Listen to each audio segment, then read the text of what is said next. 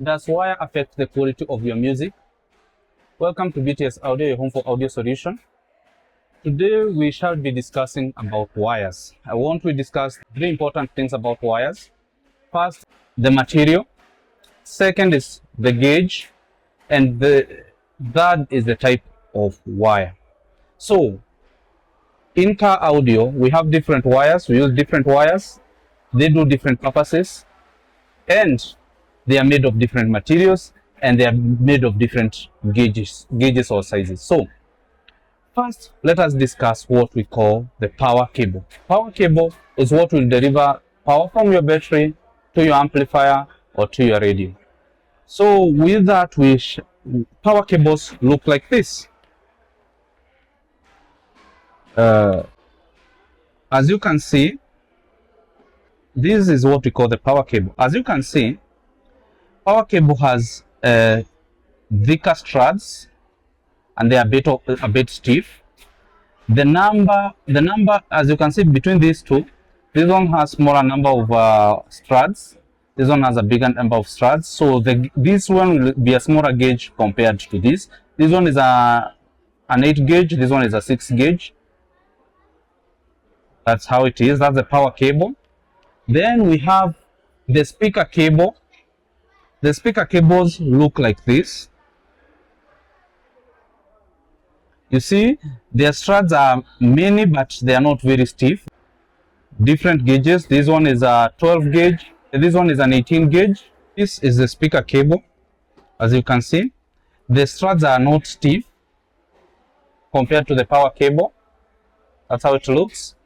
These are different gauges. This is a 12 gauge. This one is an 18 gauge. You see, it's a bit small. Also, this one is another type of speaker cable. Then we have what we call we call it the microphone cable, or the one that you put the jacks like this. Now, this one have some characteristic. You can see these are two. Then we have a shield, and then we have another outer layer. That's how they are. As you can see, there is also this other type here. This one has two different straps. They have on each one it has one inner strap. It has small straps. It has a shield and the outer layer. These are what we use for the jacks. We call them the microphone cable. So now those are the different types of cables that we are going to be using for audio. Then we come to materials. So materials, we have two major types of materials. We have what we call the pure copper or oxygen free. We also oxygen free copper, OFC. We also have what we call copper clad aluminum, CCA. This one, it's aluminum in the inner core. It's coated with copper. That's what we call the copper clad aluminum. Now, what is the difference between those? The copper clad aluminum is cheaper. The pure OFC is a bit expensive. Another difference comes in now conductivity. The resistance of the copper clad aluminum, it's more compared to copper. Aluminum is not a good conductor of electricity compared to copper. So there's more resistance on this as compared to this. Another thing is how the termination. When we are terminating the copper clad aluminum, and we use a clip, we clip it, it destroys the aluminum, because aluminum is not as it's a bit brittle compared to copper. So we always have some challenges with the copper clad aluminum, because it starts to oxidize at terminal points where we are terminating the wires. So you have to be very careful, because if it oxidizes, it loses complete conductivity. The aluminum is destroyed, so there is no transmission of current within that wire.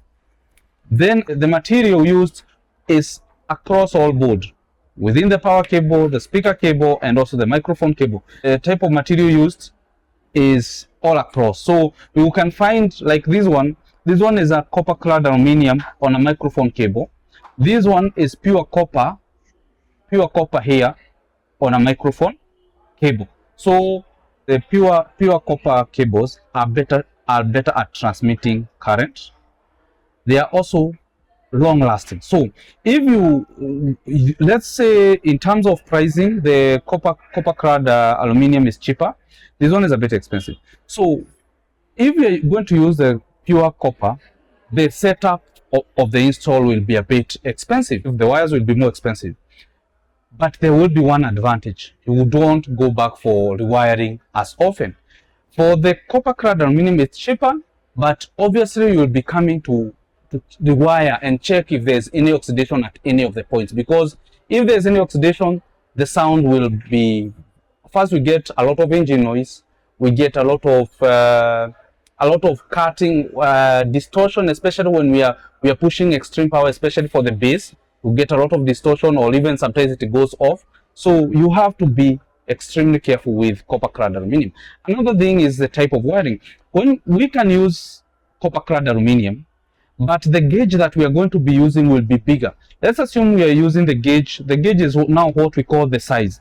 These ones are different. You can see this one is smaller than this. So if, let's assume this is a 12 gauge OFC pure copper, and this one is a 12 gauge aluminum, copper clad aluminum.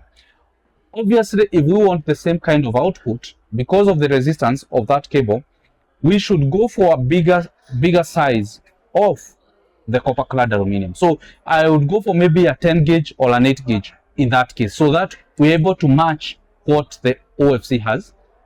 So, and when we do that, you will find the price difference becomes a bit smaller, because give a scenario, this one goes for 300 per meter, this one goes for 100 per meter, but if you go for a bigger gauge, you will find maybe it's 200 per meter. You see the difference is not that huge. If you can support that and don't care about the difference, you would get more lifespan on the pure OFC cable. Another thing is also the distance of the wiring. Sometimes we are putting the amplifier under the seat and sometimes to the rear. If you are moving longer distances, and because of the resistance within the copper clad aluminum cable, obviously don't use that, because if you're moving longer distance, there will be more resistance, so there's more heat buildup. There's less the transmission is not very good for longer distances. So if you're putting your amplifier on the boot, go for pure OFC. If you're putting it under the seat, consider going with, if the price allows you, go with the OFC. If it doesn't, go with copper clad aluminum, but use a bigger gauge in that sense. So it's also the shielding on the microphone cable. As you can see, like these two, one has two strands here, and we normally use this one as a positive of one jack and a positive of the other jack, and this will be a common ground. Now, if we compare it with this other one, you can see, as you can see, even solder point here, you see this one will be a positive, an independent positive of one jack and an independent negative. The other jack comes here, as you can see in this kind of setup.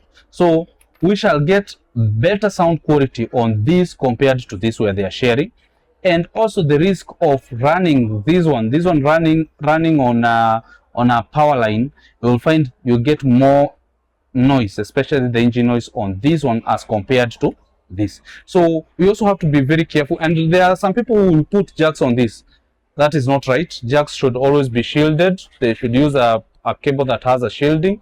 So never, if you are getting jacks, don't put them on these wires. Run a pure microphone cable and then run the jacks directly here. You don't come now creating other joints here where you have some jacks here and you are creating another joint here. That is not right. You will get more failure points with those joints. So at least you will have a good understanding of what wires to use. And if you have any problem with your wiring and you have some, maybe the sound is not meeting your needs, and you know you bought some good quality equipment, your problem may be with the wire. So you can come, we can do a checkup for you, and then we can discuss what to change and not sometimes what to keep, because sometimes you may have a good power cable, but what is failing you is the microphone cable or the oxygen free cable. Thank you.